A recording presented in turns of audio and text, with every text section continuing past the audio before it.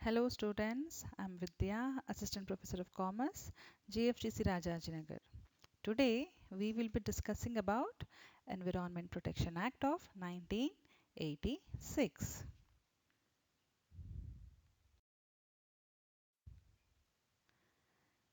In this video, we will be looking into topics like background of Environmental Protection Act of 1986, its aims and objectives, and key definitions which we come across in the Act. Now let's have a look at the background of this Act. Now what do you mean by environment?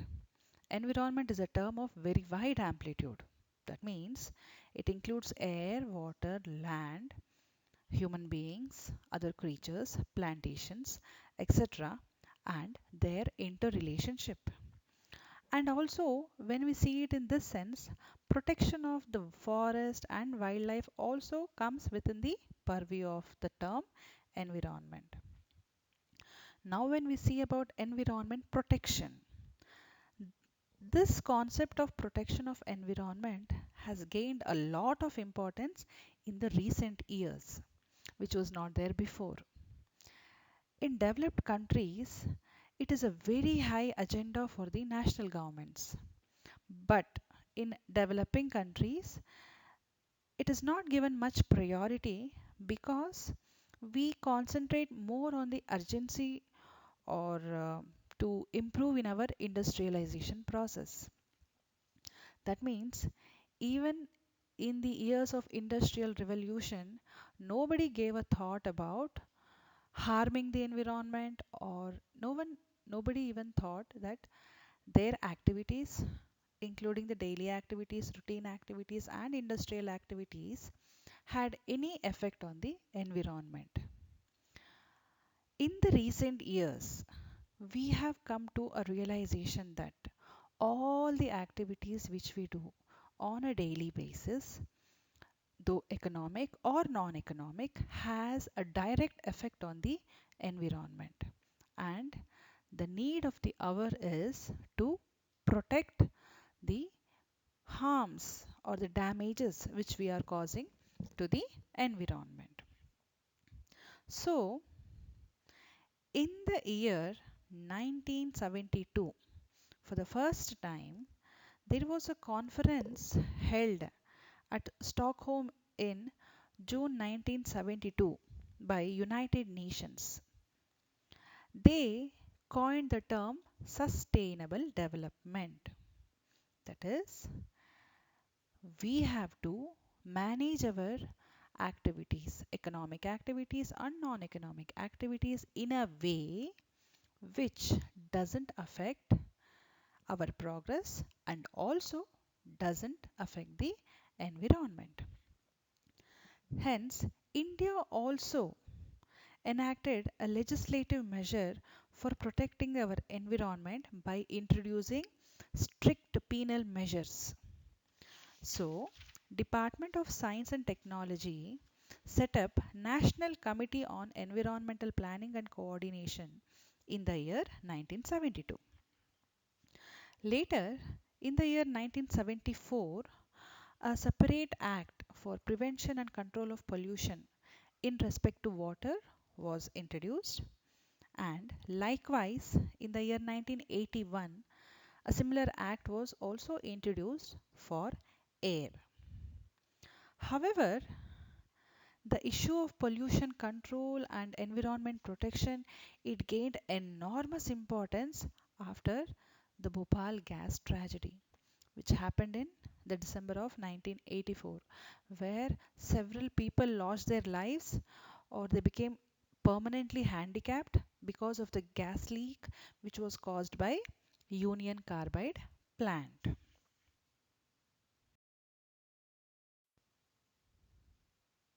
Now let's have the look at the aims and objectives of this Environmental Protection Act. Like we all know, the Act aims at protecting and improving the environment and also prevention of hazards to human beings, other living creatures, plants and property. So let's have a look at the main provisions which the Act envisages. First, laying down standards. So, what standards does this act lay down? It tells us about the quality of the environment in various aspects. That is, it tells us the quality of water, that a standard. It sets a standard for the quality of all the substances in the environment. To say a water is pure or clean or hygienic, it sets a standard. To say the air is not polluted, it sets a standard. Likewise, it lays down a lot of standards. Not only this, it also tells us about the standards for the emission or discharge of any pollutants. That is, when you take factories, they emit a lot of chemical air that is a part of their production process.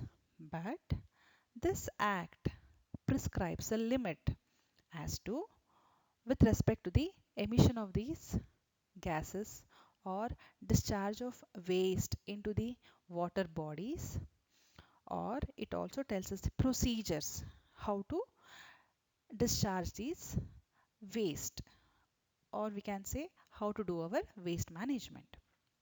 Now, the second aim and objective is laying down procedures.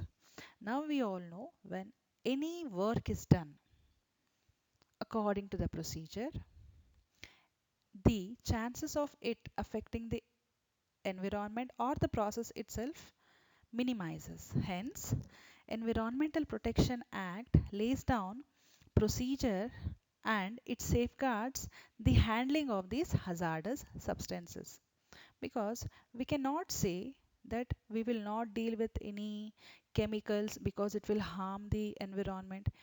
We need all kinds of elements when we are producing, or when we want to manufacture a bomb, say. It does include all dangerous items, but Environmental Protection Act, it tells us the way we can handle these dangerous substances which will not affect the people around it. Okay, and the next point is establishing environmental laboratories. Now I already told you, they tell us the standards to be maintained and they also tell us the procedures to be followed. Now to come out of to now to lay out these standards and procedures, there has to be some kind of a lab which works on it and tells us which is good and which is not good.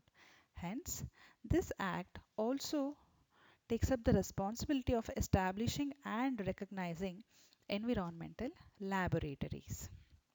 And the last or aim is restriction of areas to safeguard.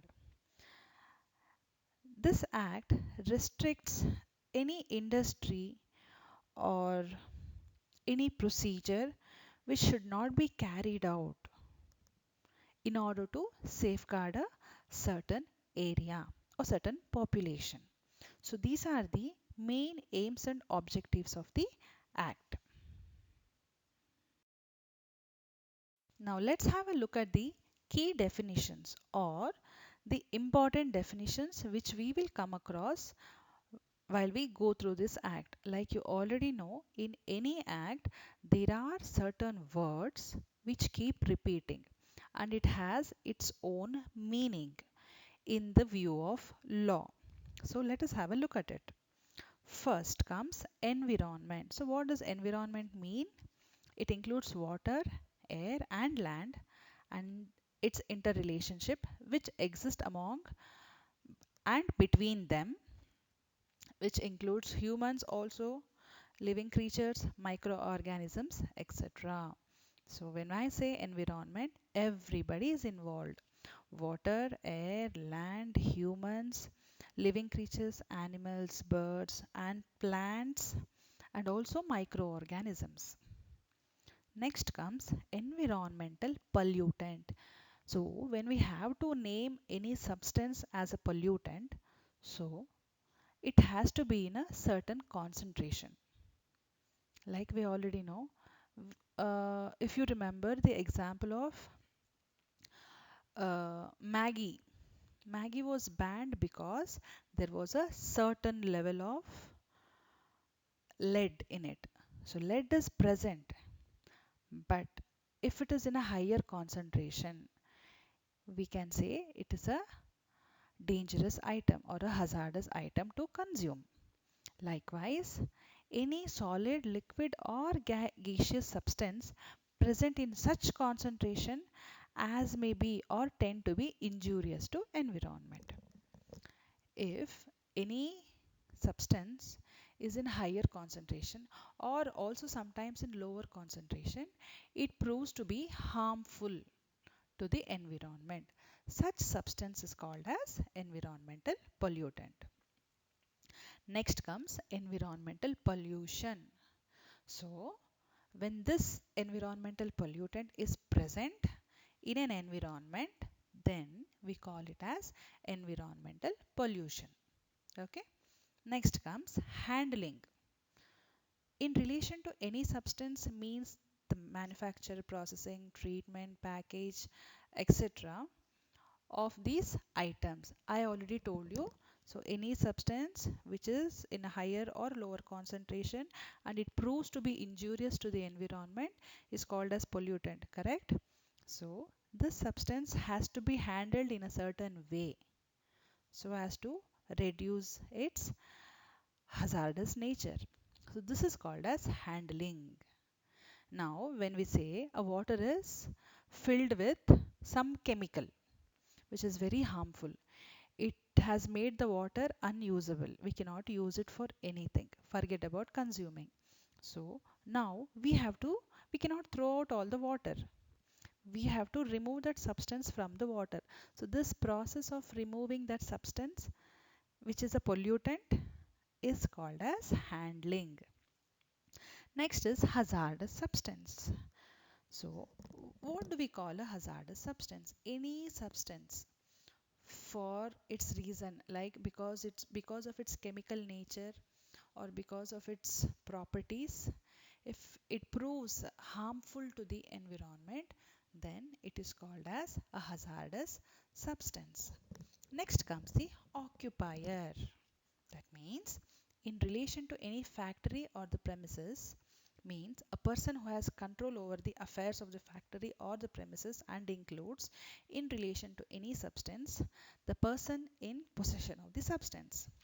That means any person who is having a hazardous substance or any substance for that matter, he is called as an occupier.